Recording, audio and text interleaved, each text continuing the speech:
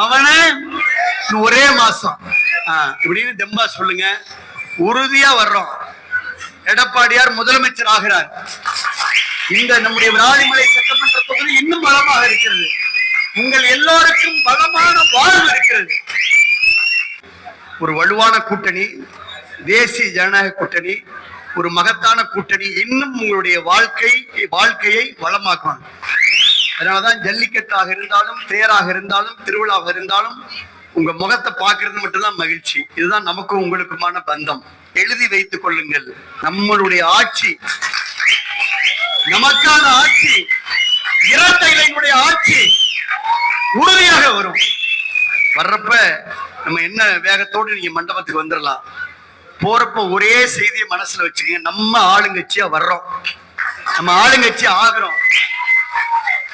காவிரி நீரும் வரும், காவிரி ஆறும் வரும். காவிரி நீரும் வரும், காவிரி ஆறும் வரும். வரணுமா வேணாமா? காவிரி ஆறு வரணுமா வேணாமா? ஆமா. விராலிமலைக்கு காவிரி ஆறு வர வேண்டும். இந்த பகுதி நெல்லும் வாழையும் மஞ்சளும் விளையக்கூடிய பூமியாக மாற வேண்டும். அதான் ஆசை. இன்னும் நிறைய ஆசை இருக்கு. காவிரி ஆறை வெட்டி கொண்டு வந்து இந்த புதுக்கோட்டை மாவட்டம் உள்ளிட்ட 7 மாவட்டங்களை வளமாக்க வேண்டும் என்பது நம்முடைய தலையாய கடமை. இந்த விஜயபாஸ்கரிடம் சோர்வு ஏற்பட்டதா? இன்னமும் வேகமாக விராலிமலை சட்டமன்ற தொகுதிக்கு, இந்த இயக்கத்திற்கு, அதிமுகவுக்கு நான் எப்போதும் உங்களுக்கு விசுவாசமா இருப்பேன். அவ்வளவுதான் பயன். அப்ப குடும்பத்துல பிரேக்கே இல்ல. அரசியல் ரீதியா ஏகப்பட்ட பிரேக். புரியுதா புரியலையானா? புரியுது.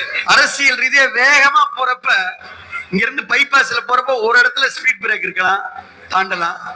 ரோடு ஃபுல்லா ஸ்பீட் பிரேக்கா இருந்தா என்ன பண்றது? அதுதான் என்னுடைய அரசியல் பயணத்துல போற வழியெல்லாம் ஸ்பீட் பிரேக். எங்க போனாலும் அங்க ஸ்பீட் பிரேக். அரசியல் ரீதியாக